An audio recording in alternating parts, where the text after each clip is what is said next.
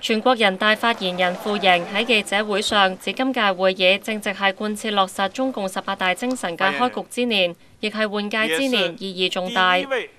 會議重點係加大反腐力度，除咗依照總書記習近平加強對公職人員行為嘅規範外，亦都會加強政府預算嘅審查同監督。政府花嘅每一筆錢都要接受監管。人民群眾非常的希望能夠切實的讓權力在陽光下運行，對權力的運行呢，給予這個切實的約束，有這樣一個約束和監督的體系，真正的把權力關進這樣一個制度的籠子裡去。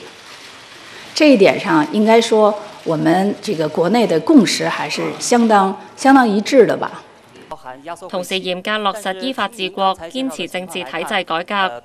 不過，傅瑩冇按照慣例公布新一年國防開支，只係指中國會繼續實施防禦性政策，保護地區和平。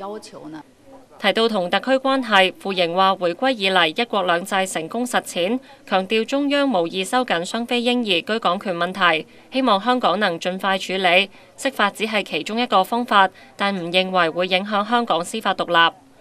香港寬頻電視記者金瑩報導。